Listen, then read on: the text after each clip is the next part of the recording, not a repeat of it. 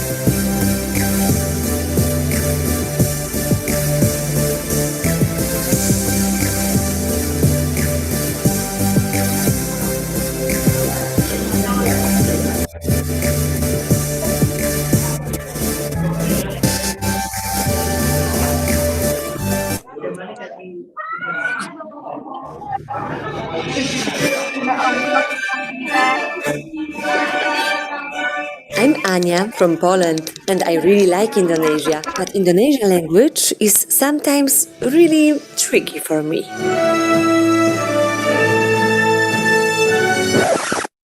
Nama saya Hena Satya. Saya nggak bisa ngomong bahasa Inggris. Gimana nggak ndredeg saya pas duduk didatengin bule. Untung cantik. Ya. I'm so sorry because I'm looking for a communication department, so maybe you can help me how to get there. I'm first time here. Why are you crying? Aku nggak bisa bahasa Inggris. Don't worry, aku bisa bahasa Indonesia. Opo mana bahasa Jawa?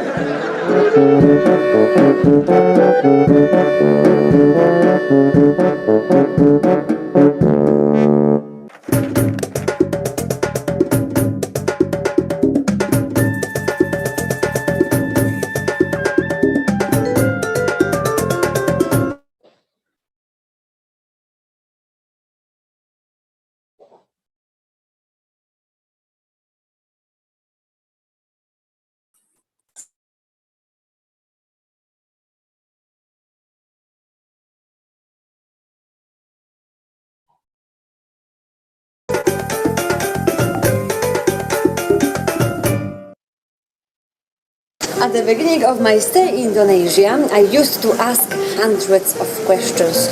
Why do people want to take a picture with me? Why do they call me Bule? And Other words in Polish mean something different here in Indonesia. Now I already know answers to all my questions, but the new ones appear every day. And after 7 months of living here, I still struggle with many cultural differences, which I will tell you about right now. What is the main difference between Poland and Indonesia? In Indonesia, everyone talks to everyone, which in turn looks a bit different in Poland. Strangers normally don't talk to strangers, and if somebody asks me questions, Indonesians ask me here every day, then I will probably call the police. Asalnya dari mana? Mau kemana? Sudah nikah apa belum? How long are you? 7 months. How long are you? 7 How months. long are you? How long are you in Indonesia? 7 months. 7 months. Oh, yeah, yeah, yeah. Yeah. Let's imagine the situation when I'm walking the street in Europe. And what do you think? How many people want to take a picture with me? Yes, you are right, nobody. Now think about the same situation, but in turn in Indonesia, and see how it really is.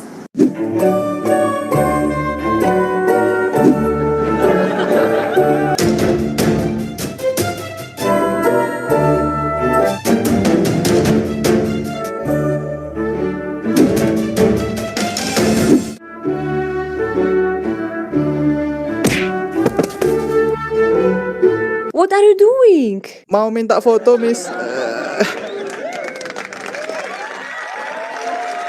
Taking pictures or asking me unfamiliar questions is really nothing compared to my first experience in Indonesian warung. What I'm talking about, see it for yourself. Yeah. My friend will come in 5 minutes. It's okay. We can wait for him, We can wait, no problem. and after we can order food. What do you think? Of course, no problem. 5 minutes, it's okay. Yes, we'll Good. wait. Yes.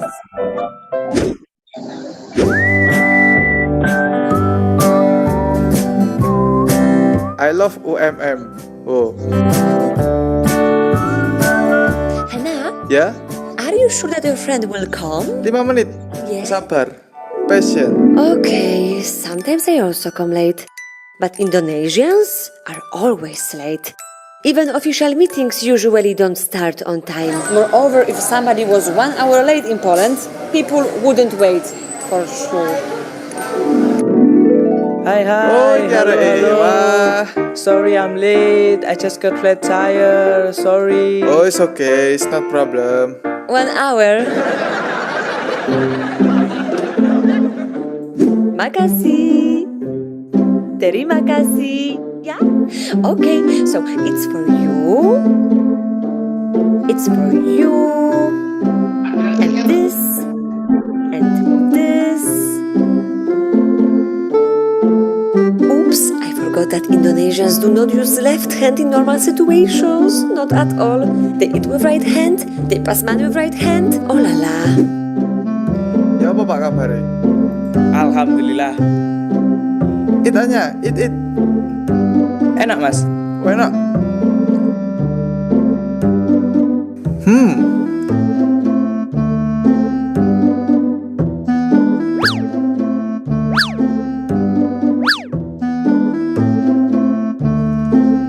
Are you hungry, Anya? It's really good. Yeah. You should try. Try. Yes. Of course, really.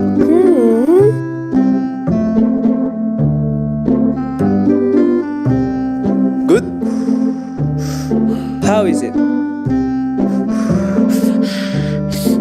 Are you okay? She's not okay I think. Okay. Sudah. Thank you so much. And I hope to see you soon, yeah? What?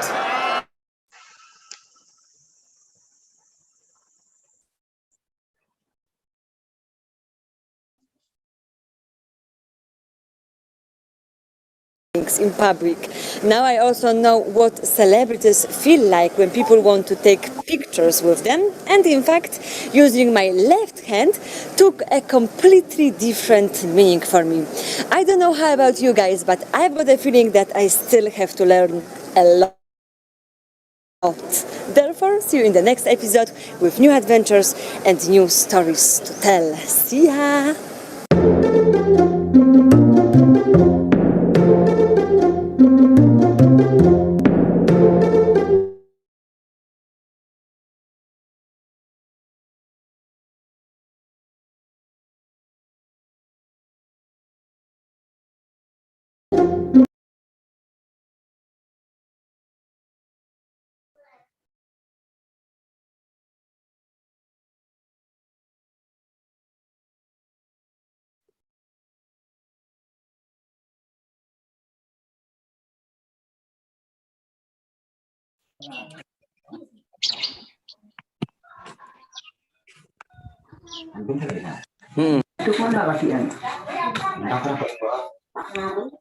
Mentok.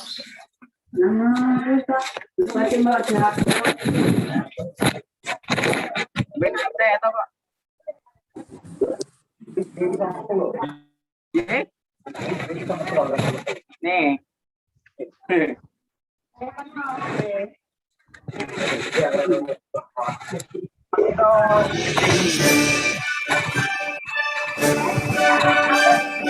I'm Anya from Poland and I really like Indonesia, but Indonesian language is sometimes really tricky for me.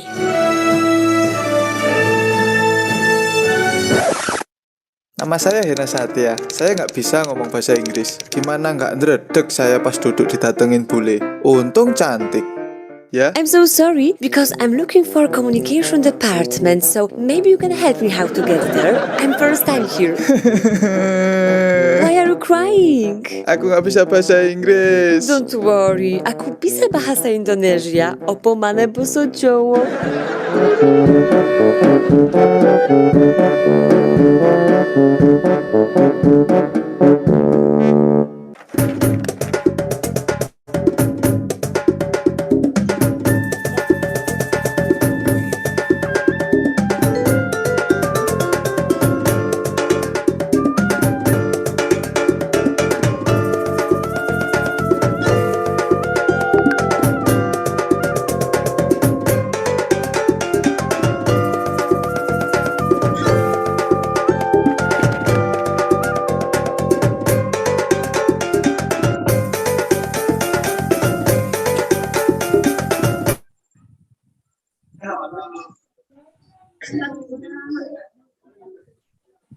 To take a picture with me, why do they call me Bule, and finally why the most vulgar words in Polish mean something different here in Indonesia. Now I already know answers to all my questions, but the new ones appear every day, and after 7 months of living here I still struggle with many cultural differences, which I will tell you about right now. What is the main difference between Poland and Indonesia?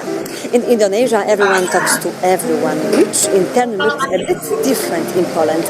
Strangers normally don't talk to strangers, and if somebody asks me questions, Indonesians ask me here every day, then I will probably call the police. Asalnya dari mana? Mau kemana? Sudah menikah apa belum? Anda suka makanan Indonesia? Sudah punya anak apa belum? Namanya siapa? How long are you? 7 months. How long are you? 7 months. How long are you in Indonesia? 7 months. 7 months. Oh. Ya. Yeah. Let's imagine the situation when I'm walking the street in Europe. And what do you think? How many people want to take a picture with me? Yes, you are right. Nobody. Now think about the same situation, but in Indonesia, and see how it really is.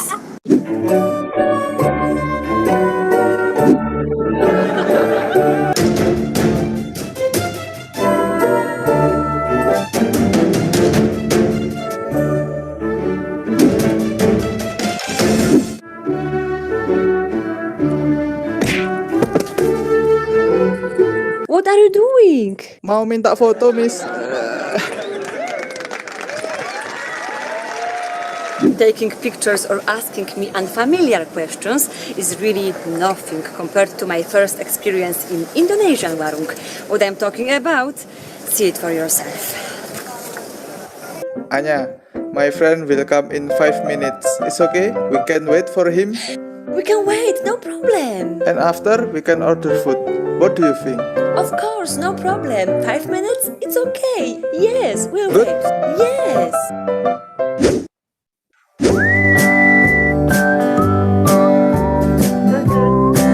I love UMM.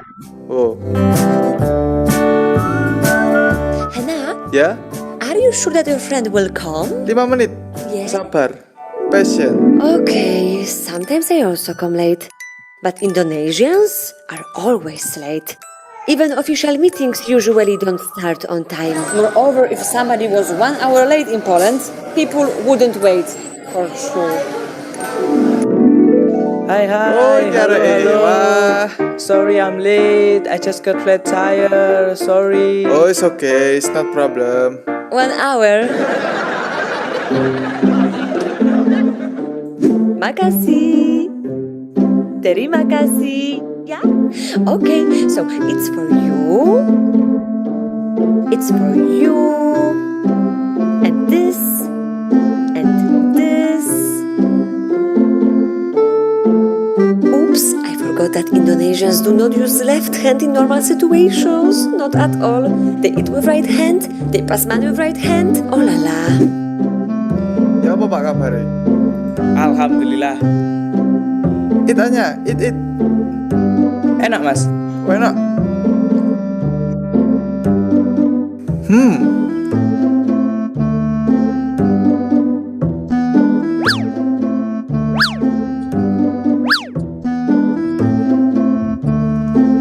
Are you hungry, Anya? It's really good. Yeah. You should try special sambal from Indonesia.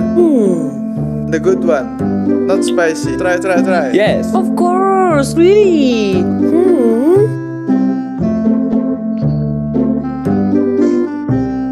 Good? How is it?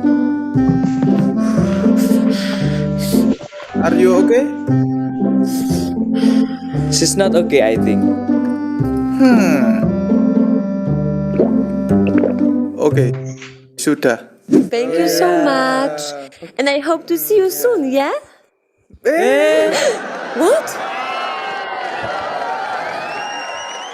Yes, I definitely agree with the saying that travel broadens the mind. Indeed, thanks to Indonesia, I found out that its people don't express their feelings in public.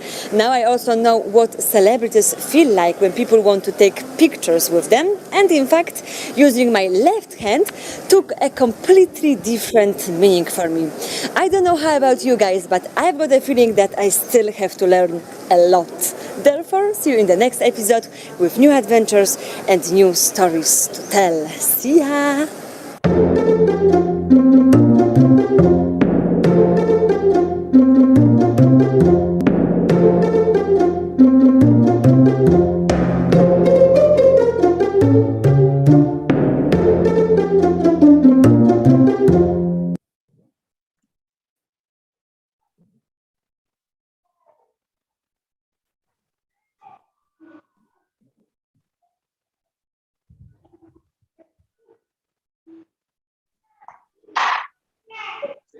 Hai Ania. Halo semuanya. Saya Wow, senang bertemu kalian di sini ya. Ania.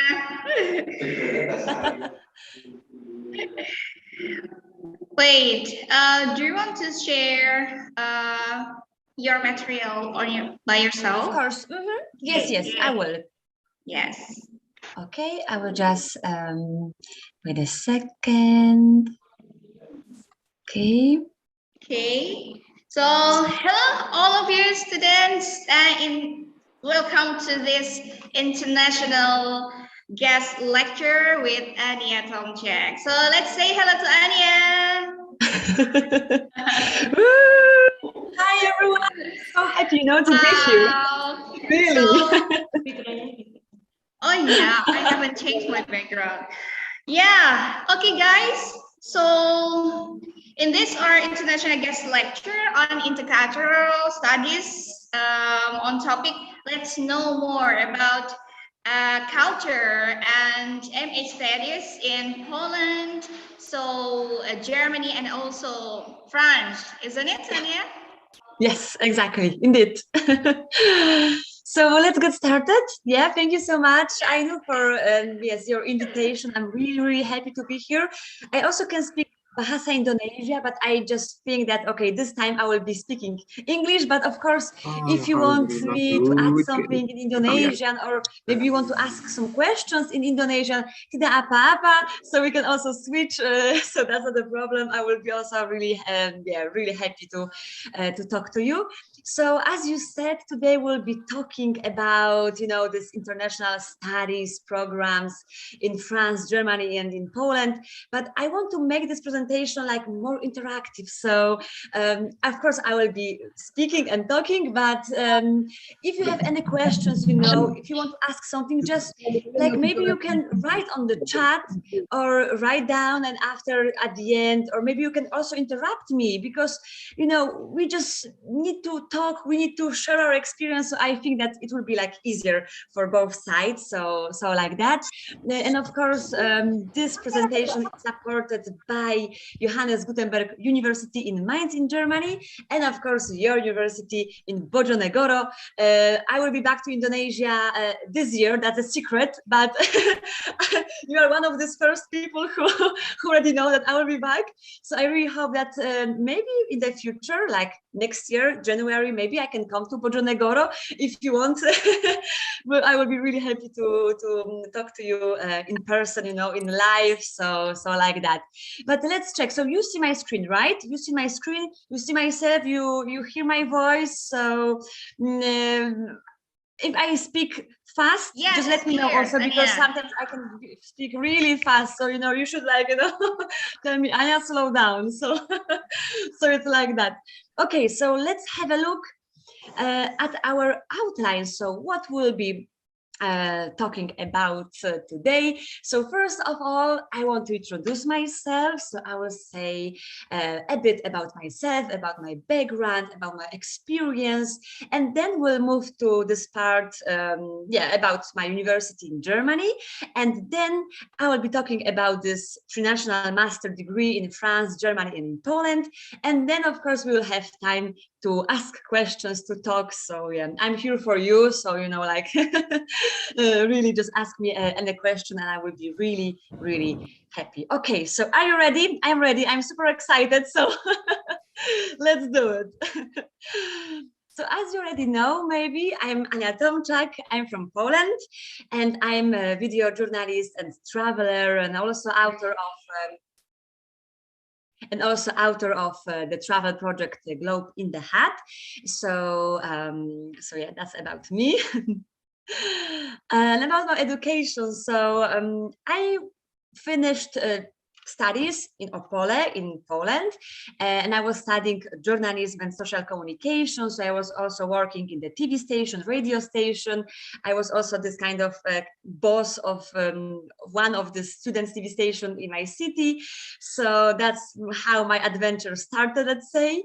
And then I studied also this master degree in France, Germany, and in Poland. So this is why I will be talking about this master today. And then also I studied in Indonesia, in Malang.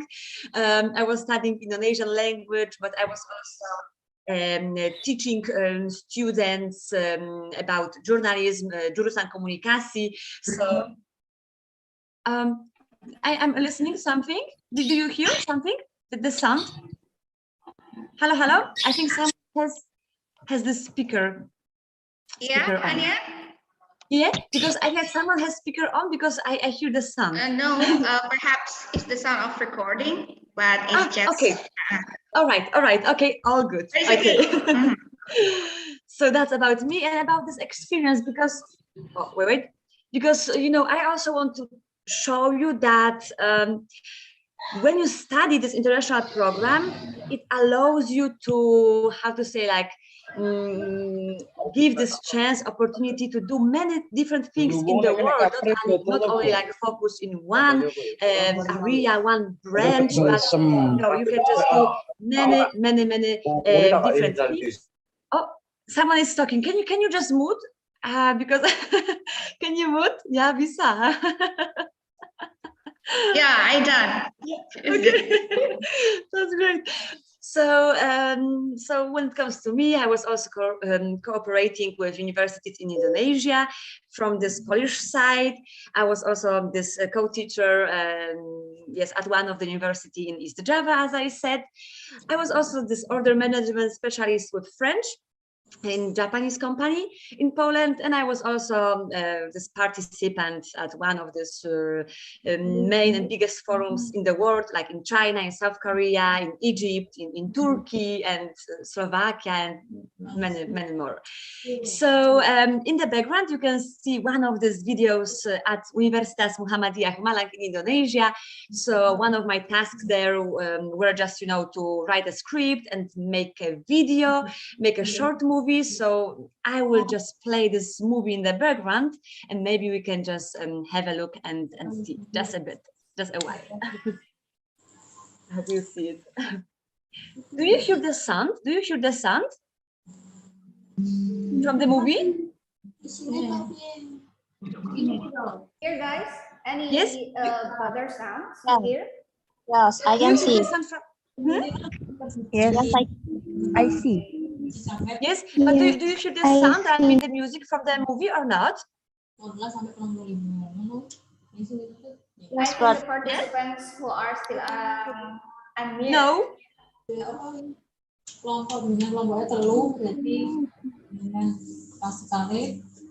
No.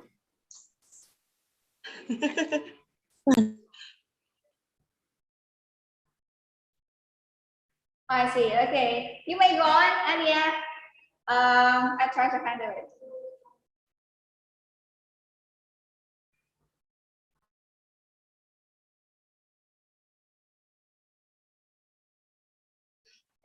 Hello.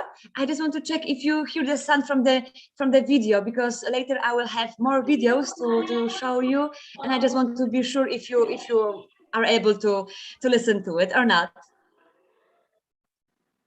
Can you or not? You may go on, Ania. It is still you may No? go on.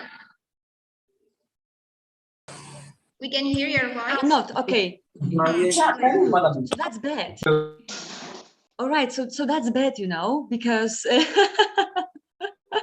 I have some videos, to show you. So maybe we can just fix it. I don't know. You have maybe idea how to do it? I have no idea. So I think that maybe you can just make it in settings. I mean, you can just like change something in settings, or no? The sounds or yeah, we can hear that. Now yes. Okay.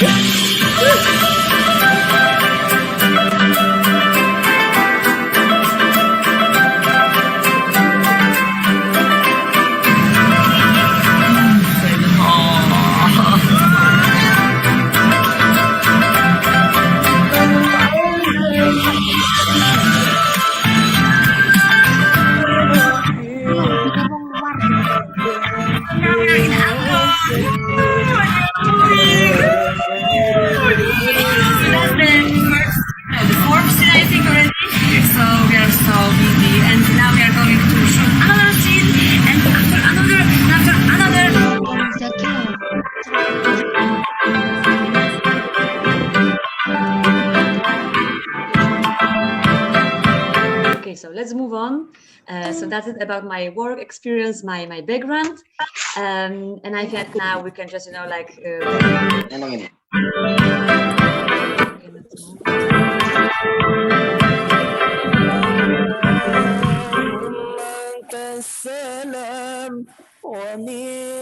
All right. Selain 37 sini masuk. Wait. All right. Okay, so I'm also owner of one of these travel websites and YouTube projects, Globe in the Hat. So I also visited over 30 countries, and I got 50,000 subscribers, and yeah, and that's it. And also, I will share a video, like a little a trailer of what I'm doing, you know, on this YouTube channel.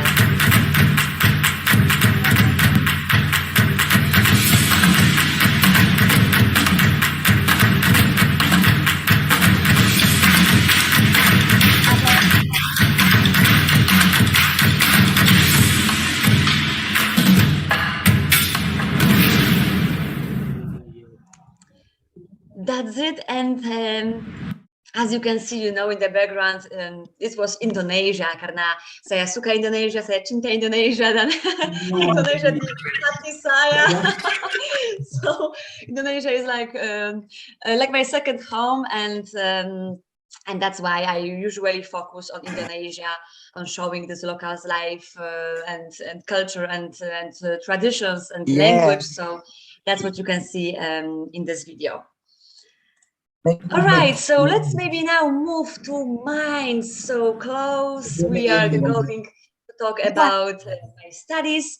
So first of all, yes, as you can see, it's Mainz, so it's the city of my university, Johannes Gutenberg Universität in Germany. So where is situated? So we are moving from Indonesia to Europe.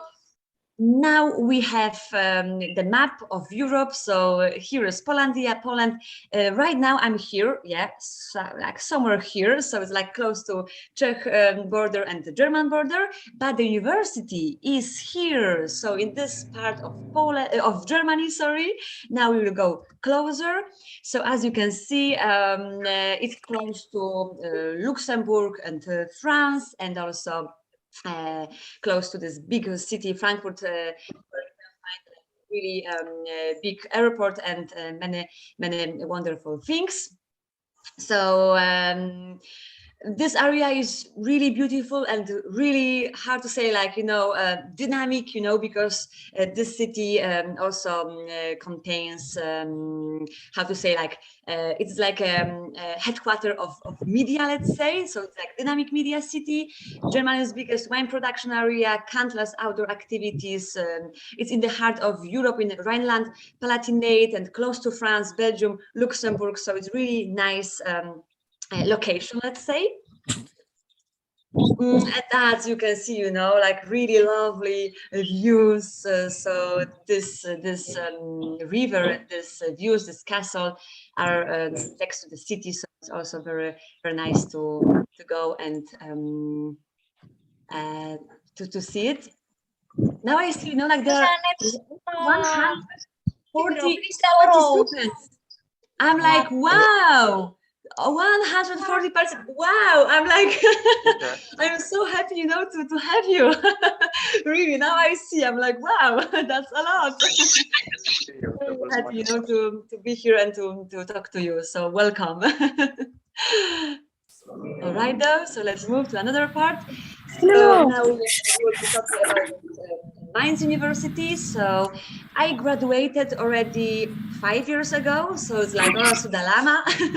But I came back to this university this year in October, so 2 months ago, just to, you know, like go around and also say hello and see how this university has changed during this time.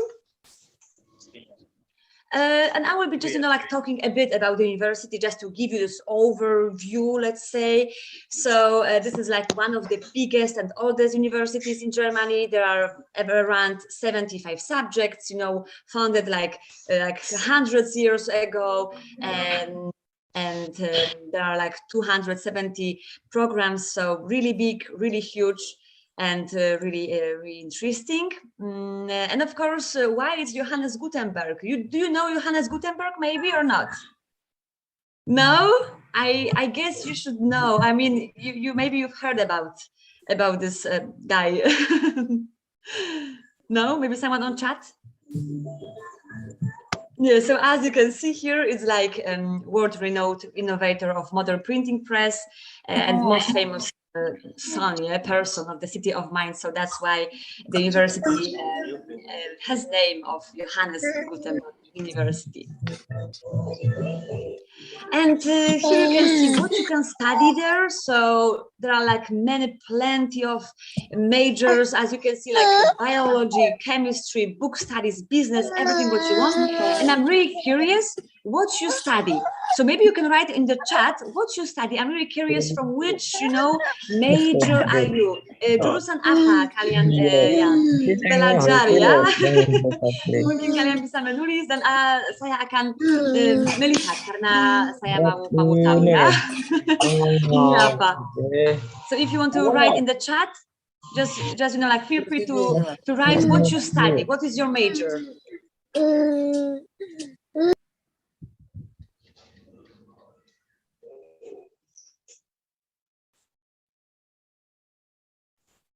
Okay, guys, you can write down your name and also your study program on the chat.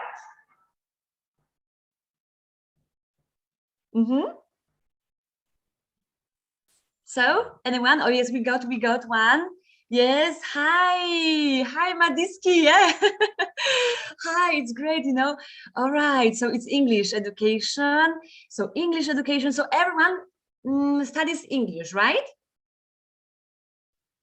Yes. English. Yeah. So actually, they are the students of English academic purposes. That's great. From Okay. various study program, including informational technology and also pre-education and also mathematics and another study program. So not only from English education study program, but from various faculty and also study program. All right, that's amazing, it's amazing because English is the future, I say. It's like the basic, that I feel that everyone who wants to travel, who wants to do something in the world has to study English. So that's great. So wow, it's amazing. So as you can see, of course, you can study English at this university and every university, so go for it, and of course, just like more information, but I will be not talking so much about that because I want to focus on discussion with you. So just like quick overview. So it's also like I from my experience, I can say that this university in Germany is really good when it comes to this research area. It's like one of the best universities in Germany when it comes to research. And that was really hard, let's say, because when I was studying there, we had to do like a really deep research. We had to like join this deep discussion. So as I can say that when it comes to this German education, they really want to, like push students when it comes to this. So research, so discussions, like read a lot just to be able to understand more about the world, to discuss, to understand, like the word, the common words. So that's really great when it comes to that. And of course, many international students, many programs. So if you study, of course, in this university, you can also go to different countries. So it's not like you have to be there and you're like forever. You can also go to France to join Erasmus programs or exchange program with other universities. And that's the campus plan, but I will just skip it so you can see like there are many buildings. I just I want to show you how it is in Europe, because sometimes it happens that in Europe we have different buildings in like surrounded, like situated in the whole city. But for example, sometimes like in this university you can see that like everything is in one place, so every building is just next to different buildings and stuff like that. Okay, we got chats. Okay, I'm just reading the chat. Okay, mathematics and English. Okay, that's great. I'm really not good at mathematics, so like hats off. Because that's what I'm like, oh wow, I wasn't good at that, so really like you are great, guys. Me too, and yeah, exactly, actually. Yeah. about mathematics. And of course about student life, because we don't only study, we of course also have fun, and we join many different activities like concerts and cinemas and theater groups, and also campus media. When I studied in Germany, I also joined this TV media, students TV, because I really like to do it, so I did it. So I'm also one of these examples that that everything is possible. So if you want to be active, you can just like find everything what you want, and you can join everything and improve yourself, let's say. And of course, getting started, so maybe I will just skip it, because if you are interested, I can of course give you more details. Just contact me on later. I will just like give my socials. You can contact me on Instagram or write in email. I will just also give you this email to someone from the university. If you want to really study there, I will give you more details, how to start, how to send your application. And about the living cost, exactly. So is it difficult and is it expensive to study in Europe? Well, from my experience, because you should know also that, first of all, there are like stereotypes in Indonesia when it comes to orang asing, international people. So the first thing is that not every foreigner can speak English, because my let's say native language is Polish. I cannot speak English. Like English is not my first language. So that's the thing. For example, French people also cannot speak English, like very well, because they can speak French, So that's the thing, because sometimes I also saw it in Indonesia. Most of you, like Indonesians, think that every foreigner can speak English, like fluently. No, not like that. We also have to study it, so you should also remember about that. And when it comes to living cost, it's the same. For example, we have this whole continent Europe, but not every country is, let's say, rich. So, for example, when it comes to me, thanks to the scholarship, I could study in Germany, because for me, it was also really expensive. In Poland, we have different currency. We have Polish zloty, not euro. So you can compare, for example, it's like living cost is about 500 800 euro per month. So it's like about, let's check. I will just count. Indonesian rupiah, I will count. How is it? Wait, I will check it. Let's say around 15, I think 15 juta, 15 juta. That was like really a lot, even like, for Europeans. So that's why I also always recommend to search for scholarships, because not everyone can, deal with this. And that's what I always say. So remember about it, that in Europe, it's not everything like that, that everyone can afford, to study abroad. We also have to search for some opportunities, right? So this is why I want to send and also share this scholarships opportunities for you. So if you want to study in Europe, in this university, I would recommend you to do this kind of how to say that, Erasmus exchange program and different kind of scholarships. I will not be talking about this like one by one. Maybe you can make a print screen or take a picture of this, or I can also send you later on. You can just search for it and be inspired, because that's what this presentation is for. So okay, and the second slide with the scholarship. Oh yeah, so you can also check it. There are a lot, plenty of it. So I can also say that now there are so many opportunities. Like you can study for free. Like if you want to study in China, in Korea, you can do it, because there are so many opportunities. But I sometimes think that people don't use it. There are like too many opportunities, but students are maybe like, I don't know, I don't want to say lazy, but maybe they also don't know how to find it. Or I have no idea why. Maybe you can help me, you can answer to this question, but I don't know why. But I think that from my point of view, there are like many chances, but you just have to find, and to be, how to say, like ready, for this new adventure. Let's say, okay, wait, we have something. Okay, we got this chat. Okay, it was teacher, mathematics. Okay, yeah. Okay, thank you for that. All right, and another, look at that. So it's not the end. We also have this third slide with this scholarship opportunities. I'm talking especially now about this university in Germany, but of course, I know some websites also where you can find different opportunities all around the world. So, like, don't be shy, Janga Malu Malu, just write me, and I will be really, really happy to send you these links also as well. All right, so let's move to another slide. My name is Leah, and I'm studying. And I just want to also, because I don't want to talk like alone during this presentation. So also when I went to this university in October, so 2 months ago, I also was going around and I was asking people about their experience, why they, let's say, want you to study there, and why they think that it's really, really good to be here in the city. So let's listen to this lovely students. In geography, and what I particularly like about the university at Mainz is that all Studiengänge are here at the campus, so there are many people. It's like a very small town, and I really love that feeling. Hey, I'm Max. I study law in Mainz. Mainz is a super nice city. It's super calm. You have a feeling like everybody's coming together.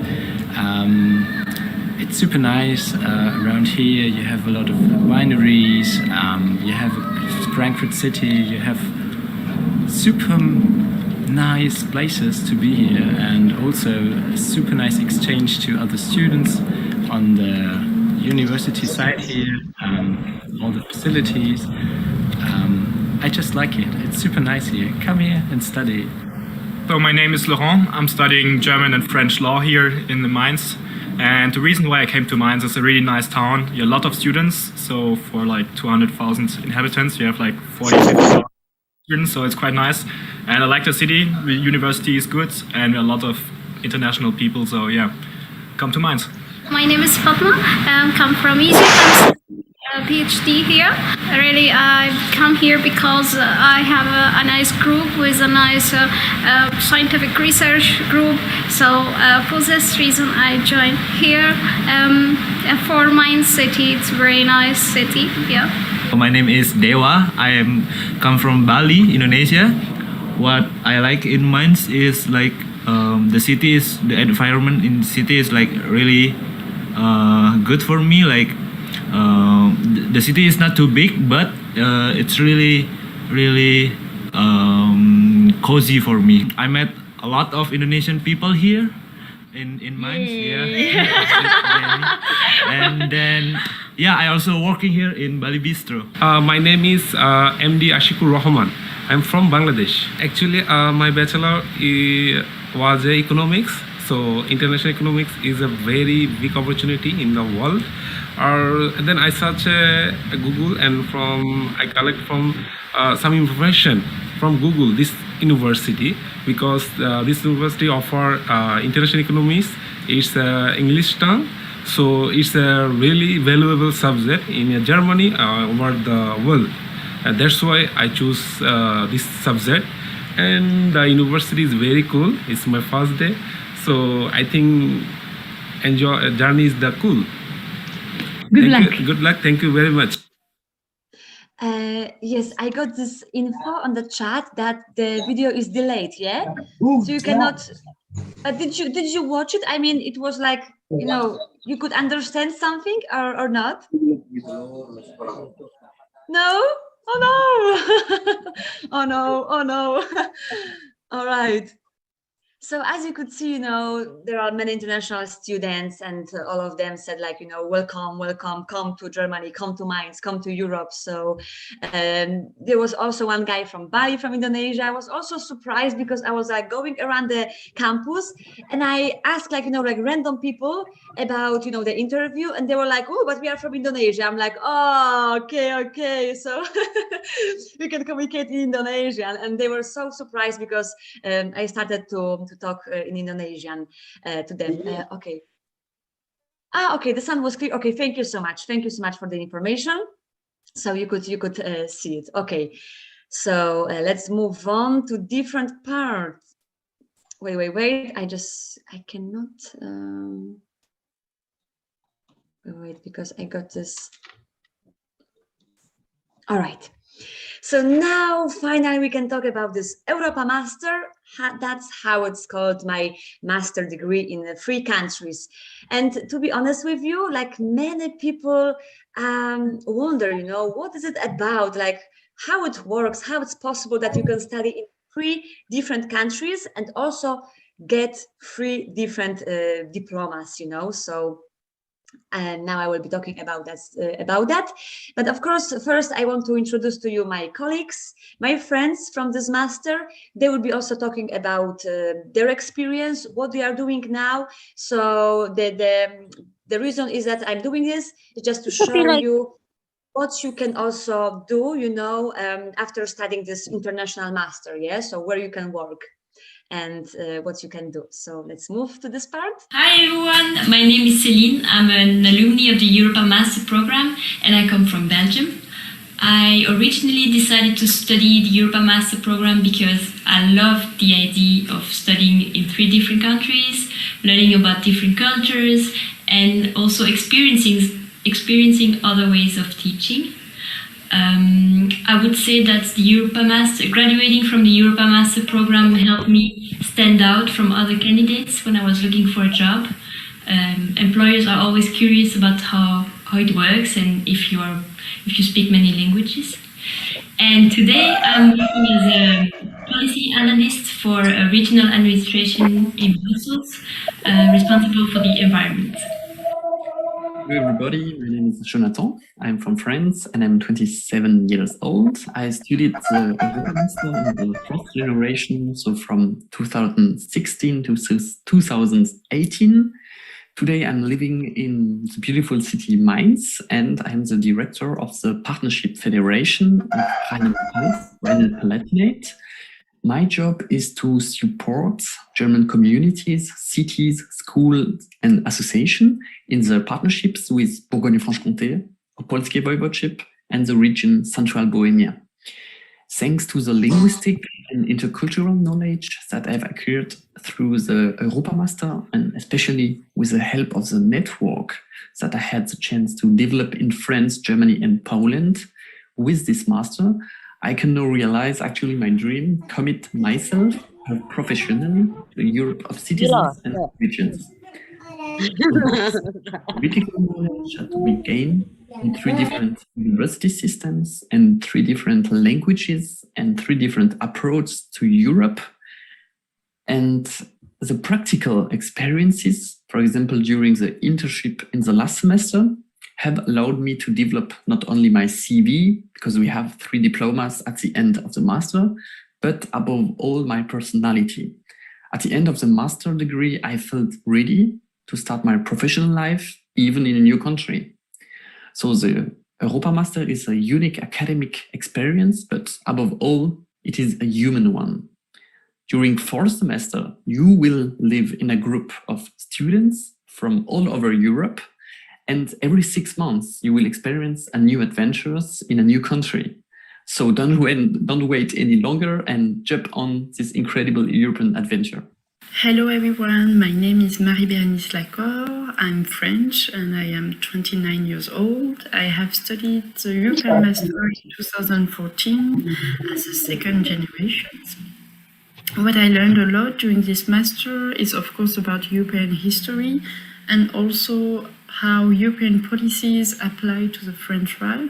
I think it really helped me now to understand better how society works, the society issues where we have as national or European ones. The skill that I got during the master is to be able now to adapt to any situations. That is because at that time during the master, I had to adapt to different teachings methodologies, and I've learned a lot from the different one, from the German, Polish, and French one. Some have more written exercises, some have more oral exercises. I think it's really helpful to mix all these methodologies. And also we had all different cultures, and it was really interesting and good to study together and learn from each other. And what I do now is I work for a company called Valico. The German people may know the principal shareholder, it's ENBW. And I develop solar panels. So the projects are in all east of France, and I have to meet with the representative of all institutions concerned by this kind of projects. So it's mostly public institutions in regards to environment, urban planning, electricity grid, this kind of thing. It's interesting. So if you want to know more, don't hesitate to contact me. And above all, I wish you all the best in your projects, and hope you will have a nice time in the European Master. Bye. Yes, hello everyone. My name is Christoph, and I was part of the first Europa Master generation, which means I started my studies in 2013. And I have to say I was very curious in the beginning how it would look like with students from 3 different countries. And in the end, we were even more, because we even had a girl from Canada among our group. And all in all, it was a great experience living and studying in 3 different countries, and also learning, for me, one new language, which was Polish, which was difficult, but actually I still know some words. So, dzień dobry, everyone. And after my studies, which means in 2015, I started working at the EU Managing Authority for the European Regional Development Fund and the European Social Fund in Saxony-Anhalt. And that's where I still am. I'm still working here. And to be honest, the classes we had during the Europa Master Studies are quite useful for my daily work now, especially those from Dijon, where we had like different stuff from European law, and also more classes about the financing of the European Union. Financement de l'Union Européenne was the precise title of that class. And I'm still using it in my daily work here in Magdeburg in Saxony-Anhalt. So if you're interested in the studies, I would definitely recommend it. Go for it, and bye-bye. Yeah. So that was about that. That's all. And as you could see, my friends are working in different companies, different institutions. As you could hear, this program contains 4 semesters. So the first semester we spent in Poland, in my university in Opole, as you can see here. The second semester we spent at the Johannes Gutenberg University of Mainz, so in Germany. And the third semester is in France, in the Université de Bourgogne. And the fourth semester is like, you can just have to do your internships program, so you can do all around the world, everywhere you want. I did it in Budapest, in Hungary, in one of these kind of institutions, like really local one. So as you can see, you can do many different. Someone is not muted, I think. Okay, now it is.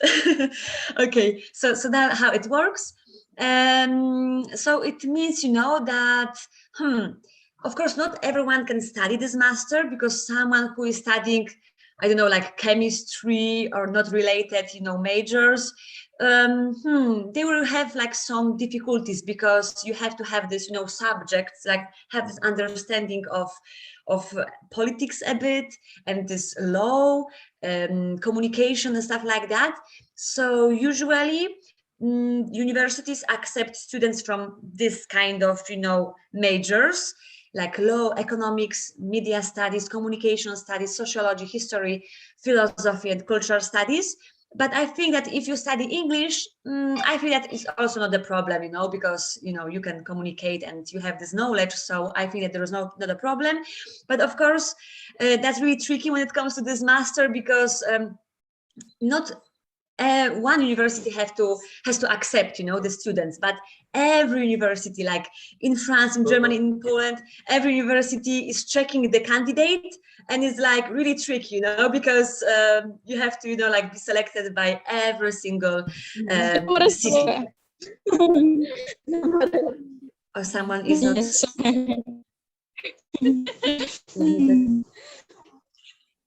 Hello, hello.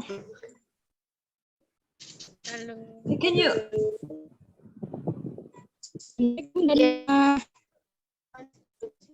I'm trying to mute this person, but I cannot.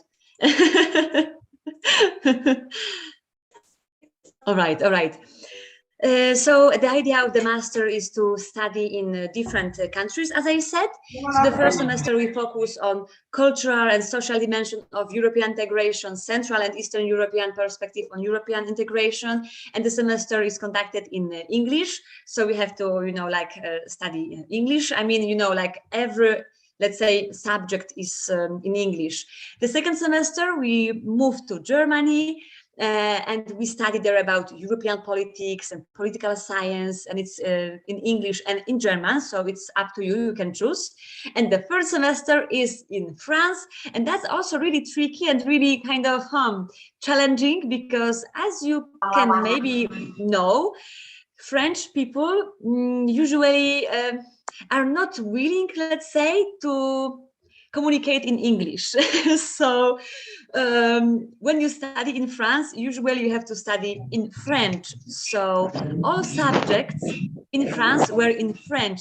That was a huge challenge for me. I can speak French, but you know, it's different when you communicate like in basic, you know, how are you? And you know, like this basic conversation with people. And it's different when you have to study it. So that was tricky.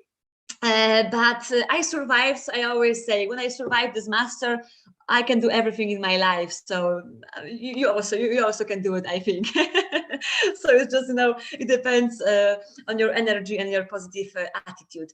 But of course, you know, how to say, I'm telling about this master, but I know that maybe we are not super interested in these topics, because as you can see, we study about this European law, politics, communication, integration, and stuff like that. So of course, I'm telling you about the studies, but you know, I also want to, you know, during this presentation, I want to, how to say, like motivate you, inspire you. Maybe, you know, thanks to this presentation, you will think, okay, I will start like looking for master's degree abroad, not especially this one, you know, but I just want to give you this overview, like overlook, you know, that maybe it will like give you the idea what to do in the future, what to, you know, like what you can do and where you can focus, like in which area. So that's my goal, especially. And of course, scholarships, because if not scholarship, again, it will be really hard to study. I can understand. This is also based on my experience, of course. So I also shared this, just, you know, like to give you this quick overview, what you can, you know, gain. I mean, from which department and which institutions you can get scholarships. And of course, as you can see, you can get like 1,000 euros also, and 600 euros and stuff like that. So that's how we survived, let's say, the studies. Also not super easy. And of course, we also get this Emma Dom association. So we always support each other. These people who already graduated this master are sharing, you know, information about work opportunities, about programs abroad and stuff like that. So we are always willing to talk, to share, to help each other, to help those people who study this master, who decided to start studying it. So that's how we also communicate and collaborate. And that's the last picture, you know, about studying. This is me and my friends from Germany, Belgium, and other countries. And that's how we graduated our master. So that was the idea of that. I hope that I explained everything in a, that's how I wanted. But of course, if you don't understand how it works, or you don't know, you know, you have some questions, please ask some questions. I got some, you know, questions. So please, girls, feel free, I'm here for you. Okay, got it. Okay, all right. So, well, this is question and answer sessions. We invite you to ask, and the important thing is you have to turn on your camera so we can talk easily with Anya and get more interactive. Okay, there are 3 hands I see from the participants. First, Jamiatu Niza. Okay, Niza, Yes, Miss. please. I'm here. Okay. Okay, before hi Anya. Hi. How are you today? How are you today? I'm fine. Super excited, about the presentation about this week. So yeah, ready for everything. Thank you. Okay, I have some questions for you. For the first, you said last time if English is not your first language, so did you find a difficult one when you study English language? And what is that? For the second question, why you choose a different university when you take a diploma? Thank you. Okay, thank you so much. So the thing is that, we also have to study English. So English is our second language, let's say, at school. But for me, it was really difficult because I think that the first foreign language is always the worst. Then I started also to study French and German, and after that it was already better because I already found my own way how to study languages, how to make my like structure and stuff like that. But English, to be honest, at the beginning was really difficult for me. So I also had this challenge because before my master I was traveling, I had some friends from different countries, but it's different. Again, it's different when you communicate with them, about daily topics, and it's different when you have to study, you have to make a research, you have to read about politics and law in English. So that was really difficult for me. And during this first semester in Opole in Poland, studying this master degree, I was like, ooh la la, I won't do it. That's I wanted to resign. Even really, I wanted to resign. I said to my professor, I cannot do it because I was only one Polish person, and I was like, no. But then I just thought, okay, Anya, you have to just focus, don't give up, you have to really study, and that's how I went. So I also was struggling a lot, and I chose this master because I wanted to try something new. I mean, I always wanted to do something with international people, international environment. That's what I always loved, and I just thought maybe this master can be the idea.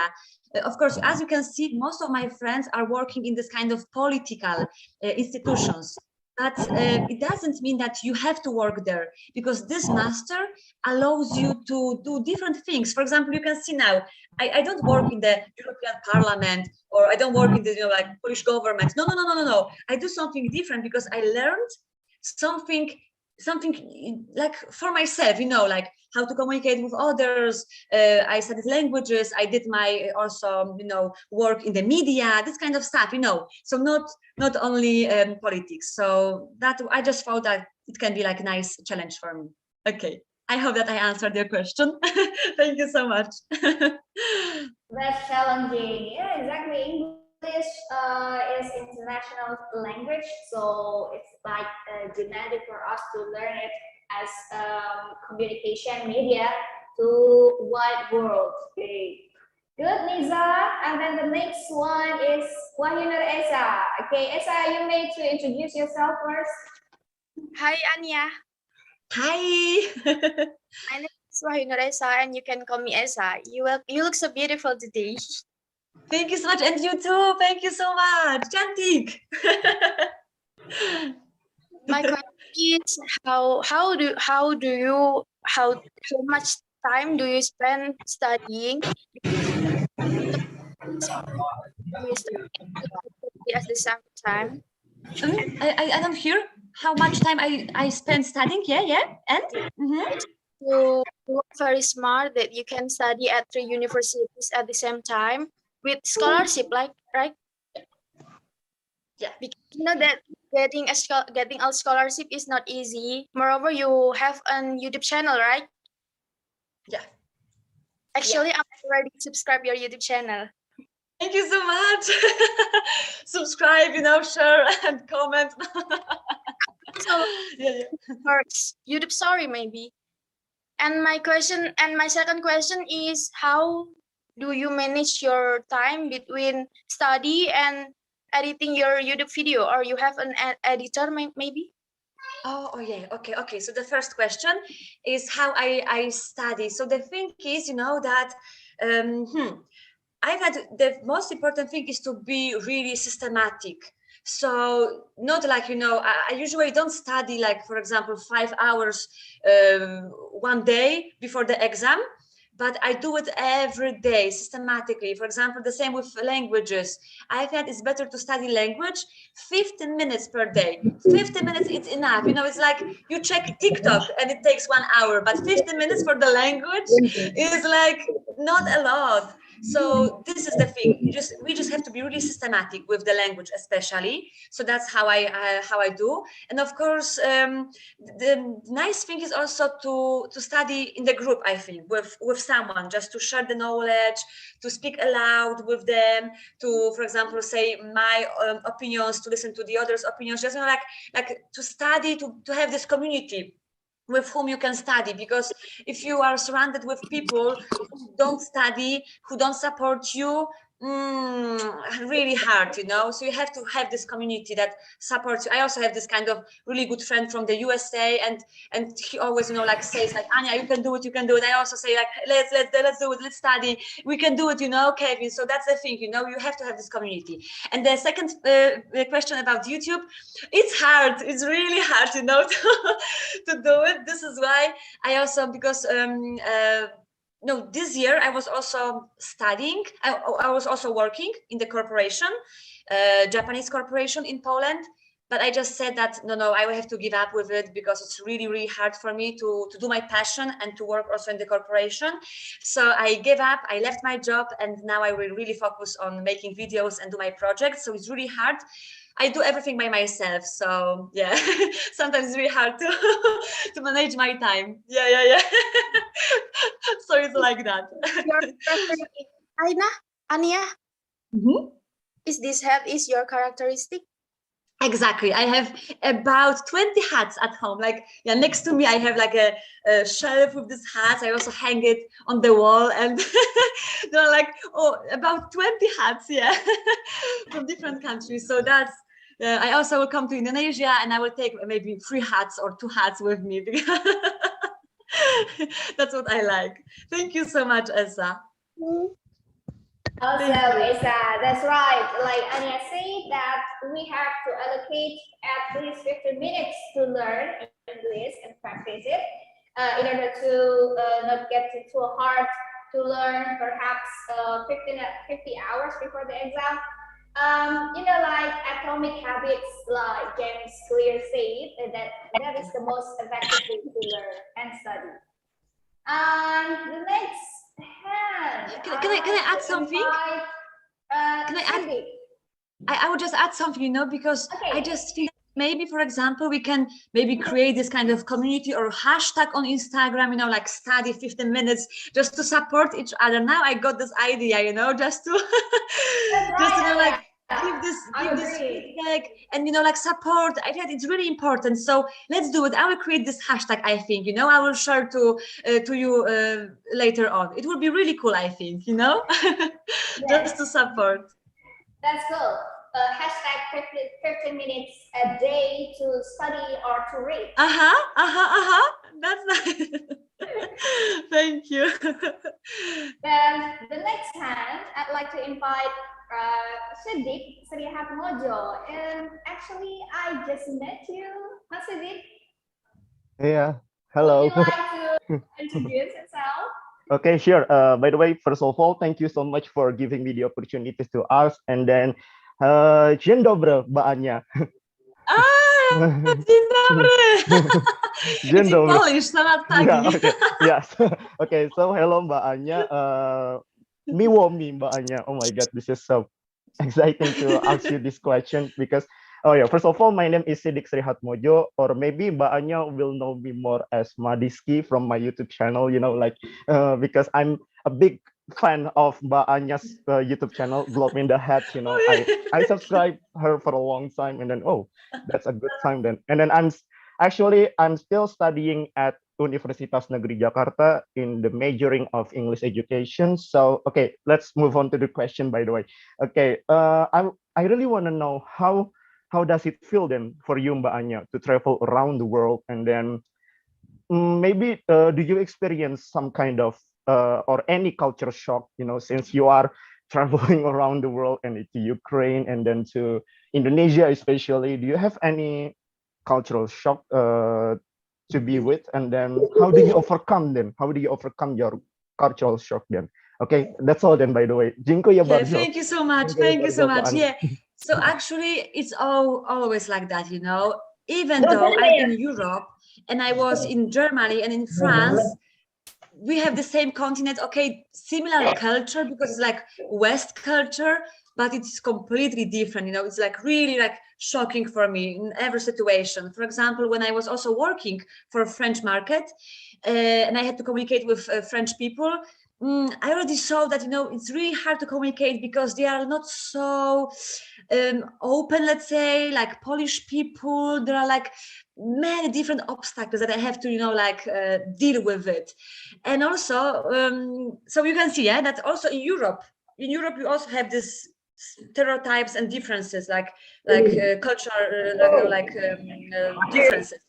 But when it comes to Indonesia, whoa, Indonesia is like opposite, like our flags, because in Poland we have white and red, Indonesia red and white. And wow, like first 2 months were for me like, wow, that's hard, When it comes to, for example, also coming late for classes when we are talking about universities. Because in Germany, when someone came late, like 5 minutes late for classes, we had one professor who closed the doors and we couldn't enter. And I was like, sometimes, once I think I went late and I wanted to open the doors. I'm like, what? It's like too late. Bye. Yes. I was like, okay, Anya, next time. Yeah, they were really strict. So especially German. So when I was studying in Germany, where you had to be on time, you had to do everything for your deadline. You had this deadline, do on time. And then I moved to Indonesia, where, for example, even official meetings were late, 1 hour late. And when where students were also late, I was like, that was a bit shocking for me. Yeah. So I had to adjust. But now also opposite. After when I came back from Indonesia to Europe, I was also late, I came for the meetings, and that was also hard to adjust. So it's really tricky, and I think that you need time, and you can adjust very easily, but you just need time, So that's like that. I hope that I answered your question. Thank you so much. Dziękuję bardzo, Mbak Anya.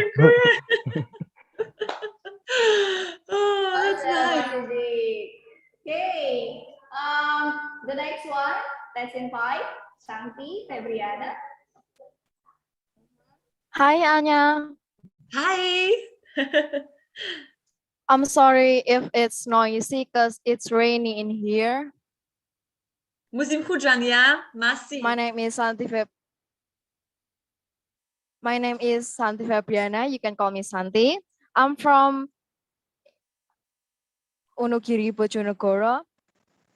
And I want to ask, you can speak more than one language, right? So how do you study so you can speak in another language?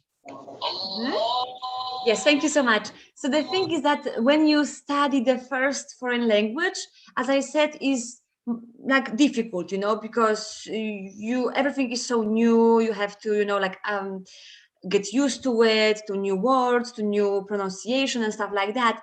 But when you study already the third one, the fourth one, the fifth one, let's say, you already have this your own system, yeah? For example, when I studied French and German, I usually wrote words in both languages. And then when I repeated, let's say, I revised those words, yeah, kosakata, I was like, when I read French word, I automatically had also German word in my mind. So it's amazing, you know, how our brain works. I was like so surprised. So the thing is that I also, for example, put this kind of small papers at my home. So for example, when I have mirror, I put like, you know, mirror in the Indonesian or in French, or for example, a chair or like wall. So I put many papers, you know, like the small notes, let's say. And it also helps me because the most important part, I think is just to be surrounded by the language. So listening to podcasts, like watching programs with subtitles, just to talk, because studying is not enough. You have to have this, you know, like influence from different sides. So read, learn, like listen, watch, study, speak. So, you know, like be surrounded by the language. So after that, we'll be fine, you know, you will be able to communicate, like, yeah. So I think you can speak English now. So I think you will have, it will be easier for you also to study another language. Yeah. So go for it. Yeah. Thank you. Right. Besides the input that we got from learning for books or listening to audios, we also have to give our output, like speaking or perhaps writing, to make it fine, to make it, yes, we can speak, at least able to speak. It's not fluently, but at least we got a try. Yes, good. Santi, yeah. So the next hand I see from Aira Putri Damayanti, mathematics education. Okay, time is yours, Aira. Thank you, Miss. Where's your? Hi. Could you turn on your camera, Aira? Oh, I see. Yeah, I see you, Aira. Okay, go on. Okay. Hi, Miss Ainia. Hi. My name is Aira, and I would like to ask you one question. Are there difficult when making adventure videos in Indonesia? Maybe for your vlog? I didn't hear the beginning because it was interrupted, I think. So what kind of adventures? Yeah, I've heard, or how was it? Okay. My question is, are there any difficulties when making adventure video in Indonesia? Maybe for your vlog? Yeah. There were. Yes, like different conditions, like weather conditions, and also kind of, you know, wild animals. I'm still scared, you know, I'm afraid of snakes and spiders. That's like two, you know, things I'm afraid of. And when I see it, I'm like, whoa, even, you know, I like chichak, I like this gecko, no problem for me.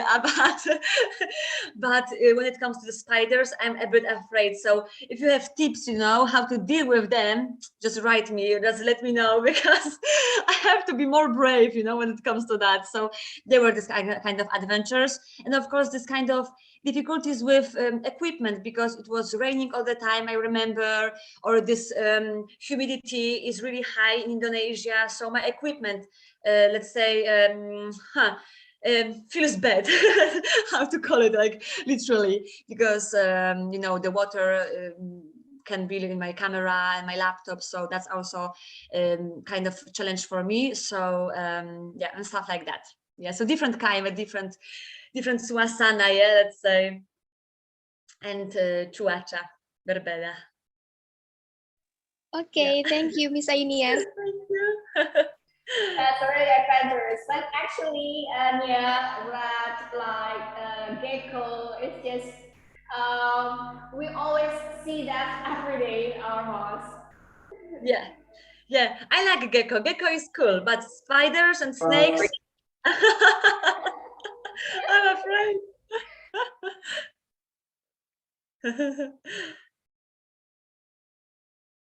Yeah, and the next one is, we got some people still, right? Introduce yourself.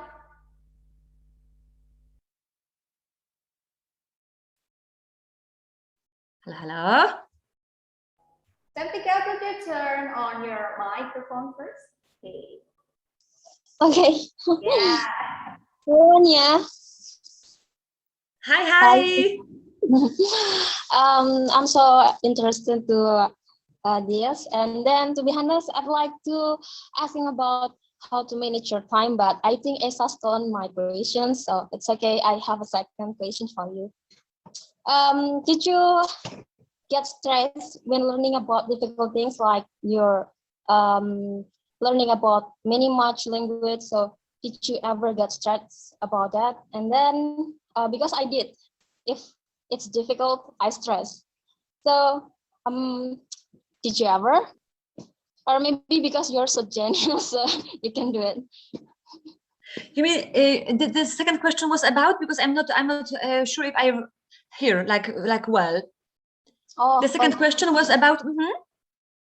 The second question is about, did you ever get stressed when you stress. learning about stress. difficult things like learning another language? Oh, so, yeah. Okay, and the third one? And the first one is found by Esa. It's the same questions. But okay.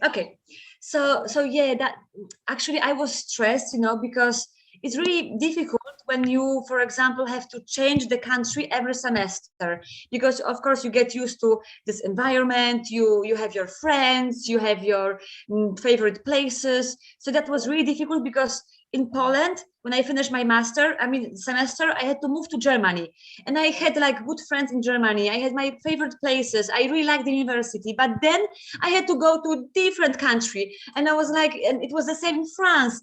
I finished my semester in France, and then I had to move to another country, and I was like, it hurt me a bit. I was stressed. And also when it comes to this bureaucracy, because every country, when it comes to this master, has different kind of rules when it comes to documents, when it comes to this application and stuff like that. You have to really, how to say, be focused and remember about deadlines, because if you don't, for example, send the documents to university in Germany, it's too late. You won't get scholarship. You won't, they won't accept you, stuff like that. So it makes me really stressed, because you have to deal with different systems, educational systems, with different bureaucracy systems, and also this stress when it comes to this, moving from one country to another. That was challenging, but thanks to, again, people who always supported me, thanks to my friends from the master and my close colleagues, yeah, everything was possible. So yeah. So yeah, I was stressed. Yeah, I was stressed, of course. How to deal with your stress? How to deal? There are many ways how to do it. Actually, I think that first of all, that's a good question.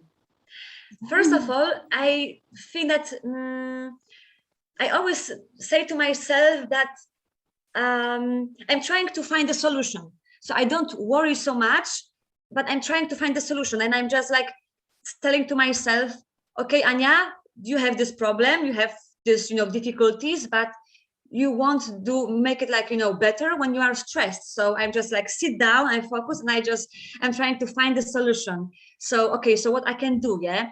And for example, also when I have many things to do and I'm stressed because I have so many things to organize, I do plan. So I write down what I have to do. And first of all, I choose the most important thing, like priority. prioritas, and I focus only on this thing, one thing. I finish the first thing, and then I move to another one, because if I have many things, and I'm already like stressed. So the things that are step by step, relax, how I can solve the problem, and we go for it. We go move forward. So yeah, that's I'm trying to do.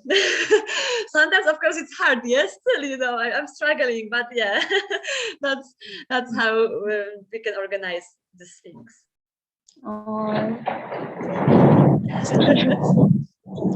Thank you, Anya. Thank you. Wow. Actually, there are still so many questions, Anya. But let's step into the next question. Erina. Yeah, Mr. T. Hi, Erina.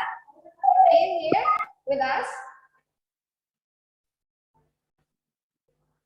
Hi, Erina. I see. Perhaps, Erina, if you want to ask question, could you turn on your camera and raise your hand? I'll wait after this. So I invite first from Ruliani. Okay, Ruliani. Are you here with us? Ruliani. Okay, let's look into Fadila. Who is it? Ruliani. Okay, there you go. Yes, Miss. Hello. Miss, I can hear. Hello. Yeah.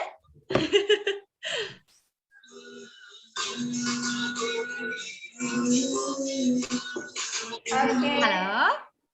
Hello, Ruliani. Check. Miss, I can hear, Miss.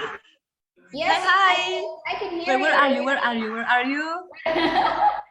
Actually, your camera is on, but we can see you, Ruliani. My signal, yes. My signal is bad. Yes, Miss, I tried to get a scholarship in Italy and Germany. Hello, Miss. Hello. I don't hear very well. Okay, due to the signal, Anya, perhaps Ruliani can open her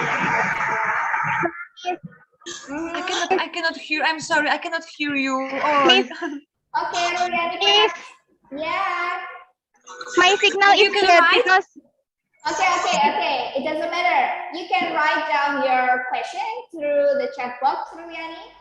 Yes, Miss, because today is raining in my village. I see. Yeah. Tidak apa-apa. Raining, Miss. Yes. It doesn't matter. Okay, you may write your question in the chat box. Okay. The next question. Sia Hunawa. Are you ready? How is yours?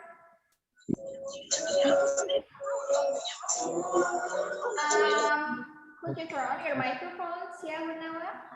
Yes, Miss. I'm I here. see. Yeah, Okay. we can hear you. Yes. Hi, Anya. Hi. Where are you? You are here. Okay.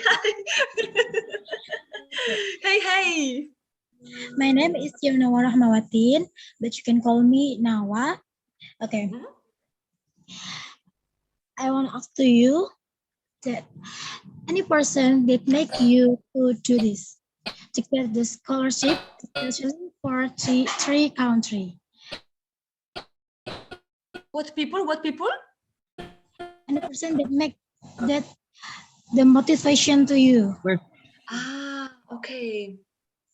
Motivation to me. Why I chose the studies, right? Yes, to get the scholarship.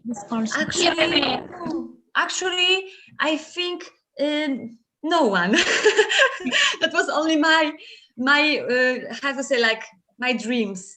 Yeah, but of course, when I already started studying this master and I saw my friends that they were really smart, they were, like, open to discuss about politics and European law, I was like, ooh, wow, they are actually good, I should, maybe study more. Yeah, so they motivated me after that, because they were really, really smart, and I just felt that I really have to, improve my skills. So they were my friends already, like colleagues. Yeah. Thank you so much.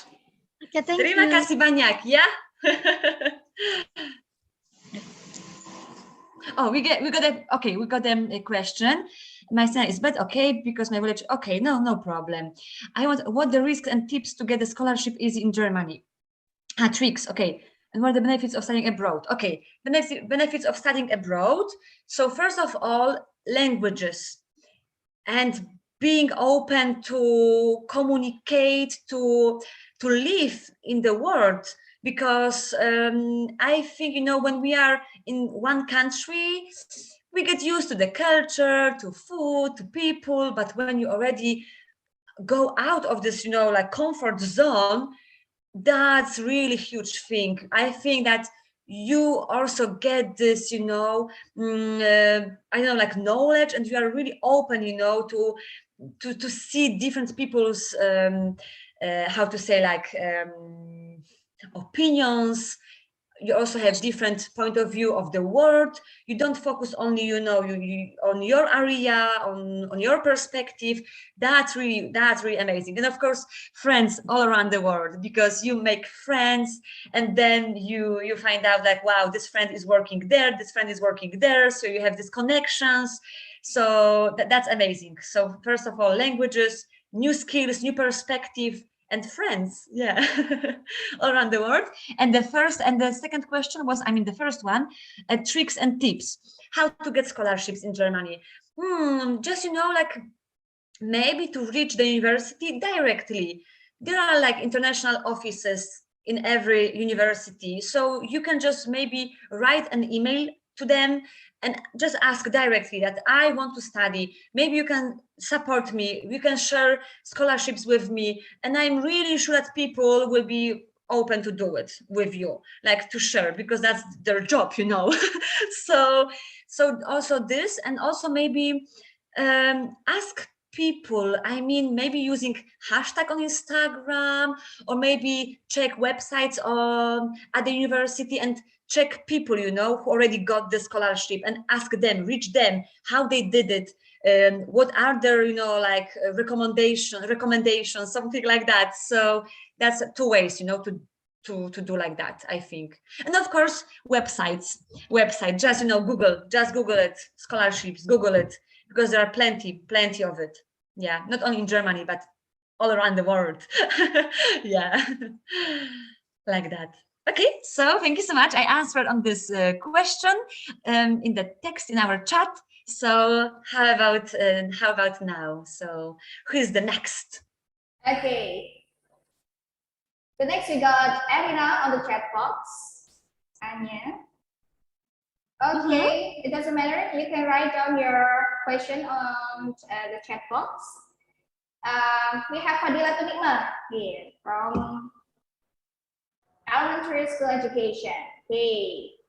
Hello, Anya. Hello. Hi. You look so beautiful today. Terima kasih. Where are you? I don't see you. Where are you? I don't see you. Wait. Where are you? Yeah. Hi. Yes, I see you. Hello. I want to ask how to build confidence to be able to continue education abroad.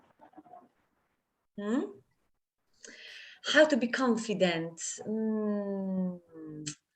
How to be confident? Brave, yeah, let's say.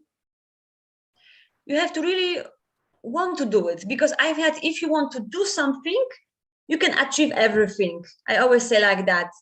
For example, I will give you also example with Indonesia. I was trying to come back to Indonesia for 2 years already. I was applying for my visa. I was searching for flights. I was searching for programs. I get everything. But the pandemic, destroyed everything. I had to resign, and I had to cancel my trip already 3 times to Indonesia, in the past 2 years. But finally, I can do it, I can do it. And the thing is, if you really want to achieve something, so that's the thing.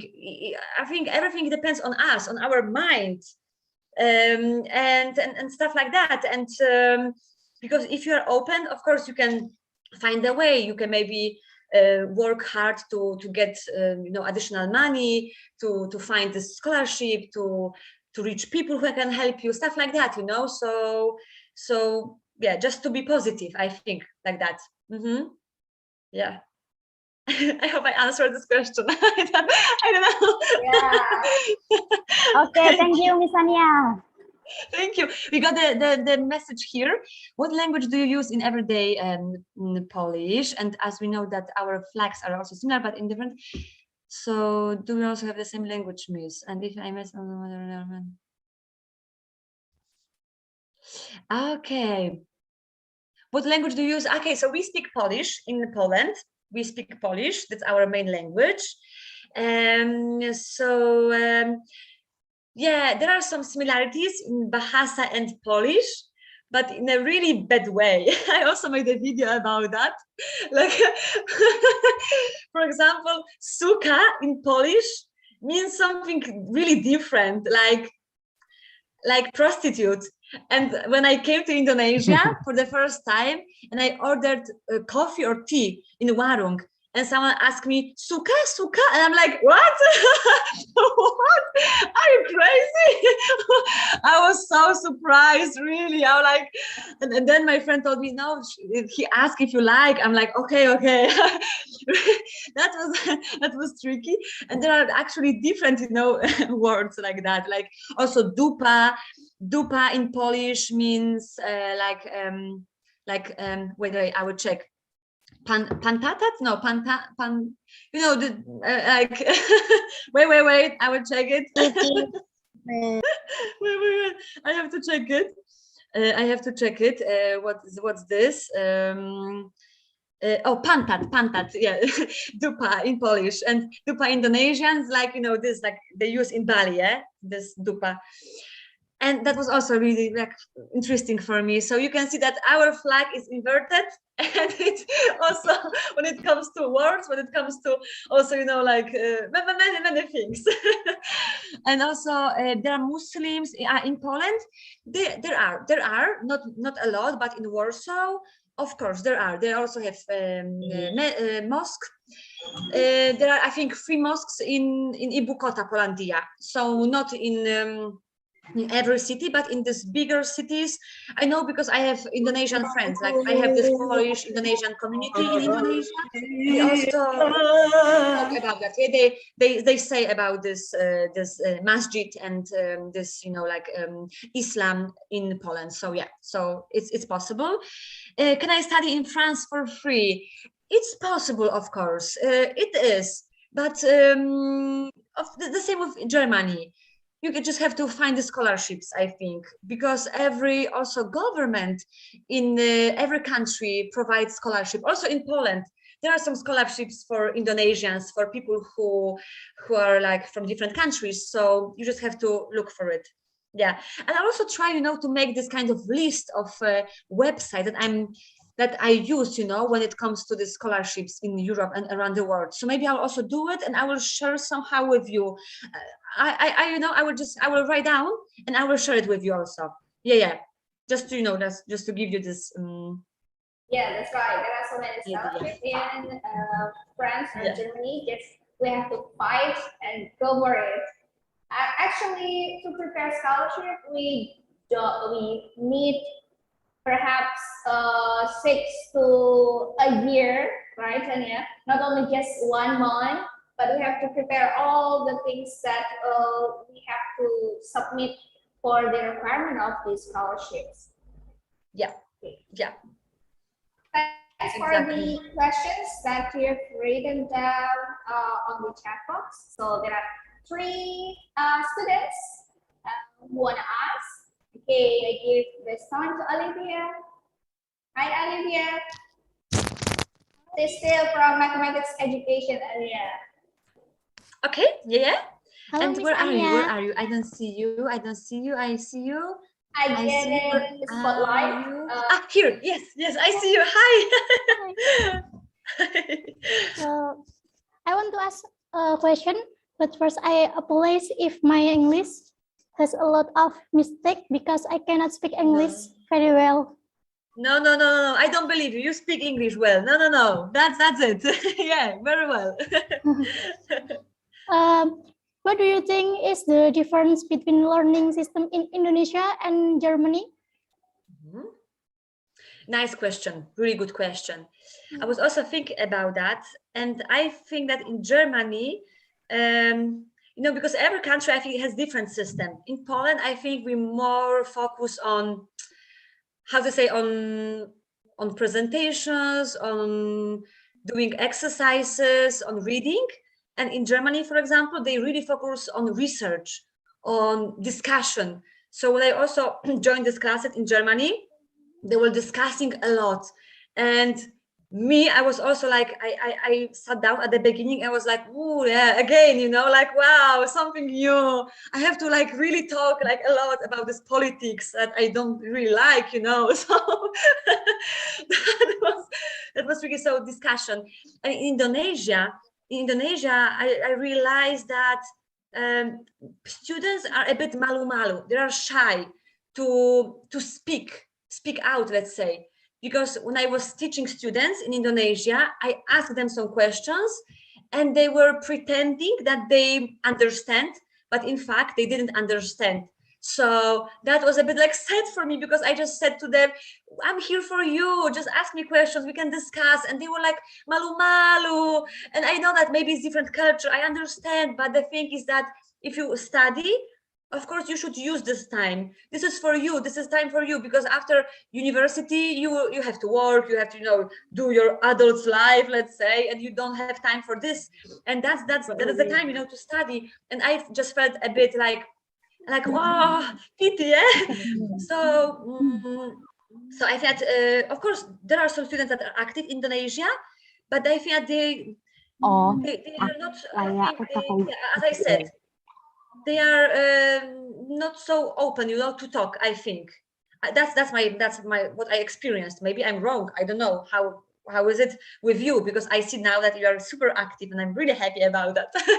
So that's the thing. And also, I also think that the climate has influence, because in Indonesia, I also realized that I was more lazy because it was hot, it was raining, I wanted to sleep, and it was hard to focus. And in Germany, in Europe, we have maybe different climate, and it also has influence, on studying and how to focus. I also think like that. So it's also, different. Yeah. I think, yeah, like that. Thank you.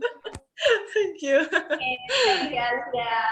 So there are two more students want to ask. I invite Seger. Hi, Seger. Are you here with us, Seger? Can you hear us? Hello, Miss. Okay. Hello. Is it raining there? Hello, Miss. Halo. Hello, Miss Ania. Halo, selamat sore ya? Sudah sore? Iya. Siang, masih Sore. siang. Sore, sudah sore. Yes, Miss. Sore hujan, Ania. Jadi gelap. I want to ask question, Miss. What you give it to study in Indonesia? I don't Hello, Miss? I don't hear you because it's like buruk, koneksi buruk. Saya pikir. Ya. Koneksi buruk ya. I don't hear. Yes. Di sana hujan ya, Seger ya? Is it raining there? Oh yeah, I see. Yeah. Actually, it's Yes, raining Miss. hard right here, Anya. No, your question. It's raining cat and dog. Your question was about this, why I study Indonesia, yeah? What I as I understood, yeah? What inspired me to study Indonesia, yeah? That was the question? Yes, Miss. Okay. So that's also a good question, because I didn't plan to come to Indonesia. After my master's degree, I just thought that Europe is too small for me. I wanted to go somewhere, in the world. And I was searching for programs all around the world, and I found one program in Malang, and I just thought, oh, that's nice. And I didn't know a lot about Indonesia. I knew that there are many islands, and that's it. Really, I didn't know a lot. So I was I googled, Malang. I googled Indonesia, and I saw coconut water, coconut palms, like palm trees, like, and also waterfall. And I was like, okay, I will go there. So it wasn't like something I planned. Really, it's destiny. I think it's just destiny. It's just how my life, how to say, like, God wanted me, to be. I think. But now I said Indonesia is my second home, so I'm really, really glad that it happened, in my life. Yeah, that I got to Indonesia. What motivation? Yeah, to study Indonesia. And also now after I came to Indonesia, I realized that I really like studying Indonesian. I really like the language. And this is why I also study Indonesian now, because I want to travel around the country. I want to go to Sulawesi, also to Sumatra, to Borneo, to Sumba, to Papua, and I want to communicate with locals. I want to make documentaries and like show this really wonderful, beautiful culture to my friends, to the world. So that's my goal. So that inspired me, because I think that Indonesia is like, I sometimes I feel like I'm in Bali, I'm in Java, I'm in this island, and I just feel like it's different country, but it's Indonesia, like this is Indonesia. It's like impossible, many languages, amazing. Yeah, so that's why. And also, what's the next? I will just what's the next question? Favorite food in Indonesia? Yeah. That was gado-gado, martabak manis, coconut water, semua dengan kelapa, ya. Santan. Karena saya suka sekali, ya. Suka banget. Dan juga nasi goreng bisa. Tapi saya juga pikir bahwa makanan di Indonesia terlalu berminyak, ya. Terlalu berminyak terkadang itu. Dan terlalu pedas, dan saya tidak bisa makan makanan pedas, dan saya mencoba tentu saja, tapi tidak setiap hari, karena setiap hari itu sulit untuk saya, karena di Polandia kami tidak makan makanan pedas, ya. Kami pakai garam saja, dan itu cukup untuk kami di Polandia. Ya, itulah kenapa. Ya. Pasti banyak ayam sambal geprek ya, Nia. Yeah. That's so spicy. And also, we got this question about So when it comes to Poland and Indonesia, we have this reverse flag, and when it comes to tak, okay, because tak in Polish means yes, and in Indonesia means no. So this is the thing. Also, like opposite, opposite. So tak in Polish means yes, and no means you know what I mean. Yeah. So tak in Polish is yes, but in Indonesian is no. So also it's like the example of this, differences and this reversion, let's say. So yeah, stuff like that. We got it. Okay, so that's all, I think. Yeah, more questions. One more question from Kumaita, Ania. Yeah, she raised her hand. Okay, time is yours, Kumaita. Hi, Miss Anya. Hello. Okay, before I'm Kumaita Midiawati from Mathematics Education. I want to ask a simple question. How do you learn several languages easily, even though you are very busy, while some Indonesian live in Poland and my Polish people can't speak Polish? I saw that on your YouTube video. Please share with us some tips to easily learn different language. Oh, yes. Because it's not like I learned those languages at once, like, for example, I sat down and I learned in 1 month. It's not like that, because I started, as I said, English, and then German, and then French. And again, for example, I stopped studying French for a few years because I moved to Indonesia, but then I had to work with French for the French market. So I had to also, revise everything, and so it's like the process, not like, you know, at once. The process. As I said, like it's good to have friends with whom you can communicate, like watching, like listening, like to have this, you know, influence, you know, from different sides. But I think also that the most important thing is just to have this contact with the language every time, because I forgot German. I could speak German when I lived in Germany, but then I studied Indonesian and French, and I forgot a lot. So that's the challenge also, just to be able to communicate in every language, or at least maybe read something, to revise, just to don't forget, because it's sad. Yeah, it's just to have this contact every time. Yeah. Yeah, I hope that I answered your question. Yes, exactly. Yeah, thank you. Wow. The participants here are super exciting. Anya. I'm also excited.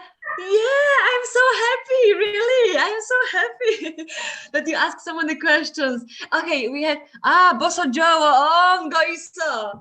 Can you speak Japanese language? Indonesian is cukup, you know. Indonesian is enough. Okay. What a bad habit from Indonesian people that should be correct? Okay, like okay. Correct.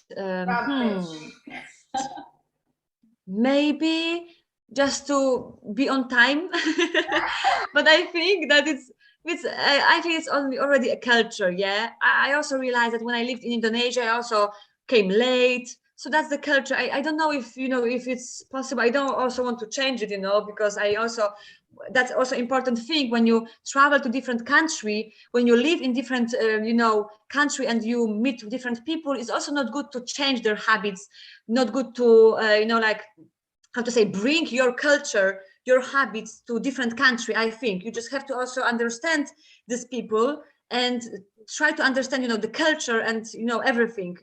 This is the most important part when we travel and when we live in different country. But when it comes to Indonesia, to be honest, from my perspective, that was really hard for me. That Javanese are sunkan. Sunkan. So for example, because in the past I had Indonesian boyfriend, and it was also hard because in our communication, I asked him something and he said that he doesn't want, but in fact he wanted to, you know what I mean? It's like sunkan. Like he was trying to speak about it, but in fact he wanted, you know what I mean? It was like also with my friends. So so that kind of culture, that was really hard for me at the beginning.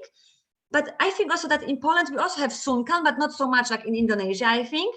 And also, to be honest, I dealt with this, that I had, for example, some problems at my university, and I didn't know that I did something wrong, because from my perspective, from my culture, that was correct.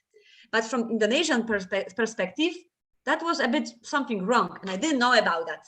And one person from the university didn't tell me about that, but he went to the boss, and he started to speak about it. And I was like, but why he didn't talk to me indirect, you know, like directly? But I found out about this problem 1 month later. And I was like a bit surprised, because in Europe, we usually talk like directly, you know, we are more direct, let's say. If we have a problem, we just, you know, like speak out. Okay, let's solve. I tell you about what hurt me, and you just tell me your position, you know, this kind of like communication. And that I dealt with it in Indonesia. That was a bit hard for me at the beginning, because I think it's also connected with sunkan, yeah, that Indonesians are not so like direct. Of course, it depends on island, I know, but in Java, yeah, I had a bit like problems with it at the beginning. Yeah, stuff like that. But it's not like something bad, you know. It's like the culture. What can I do? And it's like the culture. I'm trying to understand. Yeah, that's right. There are so many cultures and habits in one country, Indonesia. Yeah. There are also so many languages and so many, yeah, we can see that East Java and also Central Java is in one Java, but they also have a different language and different accent. Especially if we go from Central Java to West Java. There are so many accents and at each city, and also have you ever gone to Surabaya, Anya? Yeah, because it's close to Malang. Yeah. I lived in Malang. Yeah. Yeah. So actually, we want to make this conversation longer, and we hope to see you the next webinar, also the next guest lecture, Anya. Thank you so much. Can I just say something, because someone wrote about this also throwing garbage. Yeah, I agree with that. Indonesians, I think we have to, maybe how to say, like, educate more, because I also think that's the thing, that Indonesians don't know how to take care of the environment. But also I think that Indonesia doesn't have this how to say, like, system, because people, for example, would like to throw away garbage, like segregate, but they don't have the system. So that's the problem. But we can maybe talk about it in a different presentation, because that's a long topic. And also someone wrote about Tuban. Oh yeah. I will be in Indonesia. I'm really open for everything. So if you want to, like, invite me, you want to meet up, really, I'm open to do it. So I really hope to see you. And someone shared something. That's the link. What's this? Someone shared. The link is for the presents list for the students right here. So okay. I thought it's for me. Okay. Thank you so much. I'm so happy to be here. Really. Thank you for your questions. And of course, if you want to reach me on Instagram, just you have the link here. Yeah. No. You know my Instagram. Yeah. Maybe I will just also write my Instagram, so you can also reach me, or I don't know, like. Or email also if you want. I will just also write. Okay, and that's it. Yeah. So, and of course, and YouTube. I will also write YouTube. Yeah. YouTube. Let's in the subscribe together, guys. And that's it. Thank you so much, guys. Wow. I want to talk more, but we should finish. Yeah, I think. Maybe one more picture. Maybe we can take a picture. I mean, screen. Yeah, maybe let's we take can a take picture a. Yeah. first. So guys, who is doing that? would you like to open your camera? Let me take the pictures. Maybe I will just stop sharing. Oh yeah. Sharing. And yeah, all of you. Okay, right here for the participants. For all from all the study program and faculty in Sunan Giri, Nahdlatul Ulama Sunan Giri University, please open your camera and let's take this beautiful moment with Anya. So you are taking picture? Yeah, you are taking picture? Yeah. Helen, I'm waiting for your share screen to stop first. Would you like to stop your share screen? Yeah, but I'm just like wait, because I cannot do it.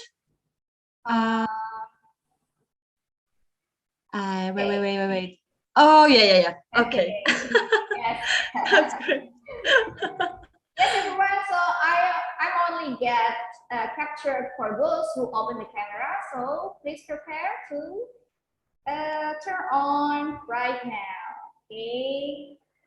Let me count from. Oke, masih ada yang berdatangan. Silakan, Cynthia, masih belum kelihatan? Oke, sudah ya. 3, 2, 1. 3, 2, 1.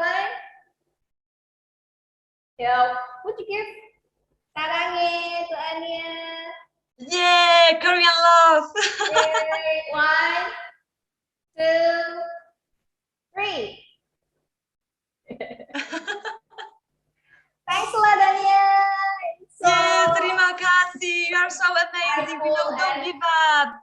you know, like make your dreams come true. Like, you know, really, really, you can do it. I'm sure. Really. Yeah. So, Thank you. Thank you. Bye. Yes, I also have to meet you, Madiski. yeah, hopefully we can meet you in Malang. You say that next week you will have your flight to Malang. Actually, on Wednesday, in 2 days. Yeah, that's a secret. No one knows. Only you and my friends and my family. No one knows. Okay. Oh yeah. Family here. Thank you, Anya. Love you.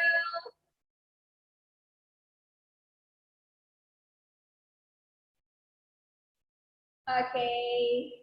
Thank you guys for who has attended here ya. Dari jurusan matematika, dari PBI, dari PGMI, PAI, dan juga semuanya. Semoga nanti kita bisa mengundang guest lecture yang lain ya. Apakah ada request? Mau ketemu yang ganteng apa yang cantik? Cantik aja, Miss. Dua-duanya, Miss. Cantik dan ganteng, Miss. Oke, dua-duanya. Rondo kampung, Miss. Iya, boleh itu boleh. Oh iya, yang Surabaya itu Rondo ya. kampung. Aktif. Iya, oh fasih sekali itu bahasa Surabayanya. Caca. Yeah, as you know that this meeting is the last one before you got your final test. I have said before that those who are in mathematics education and also English education department who asked for the questions previously to Anya will be free from final test project. Okay, so actually we got so many door prizes and we will announce that in our IG ya. Jadi silakan cek IG kami nanti siapa yang bakal dapat door prize bagi yang sudah bertanya tadi. Okay, so kalian sudah left and finally let's say alhamdulillah. Alhamdulillah. Alhamdulillah. For coming, your participation and your excitement for this evening. And actually, right here also raining hard, yeah. Finally, nice to see you. Wassalamualaikum warahmatullahi wabarakatuh. Have a nice day. Waalaikumsalam warahmatullahi wabarakatuh. Have a nice day, Miss. Don't forget to fill out your presences, and there will be your digital badge, yeah, a certificate for you. And especially, I will share the pictures, your pictures with Anya into the group. Okay. And I am meeting now. Yeah.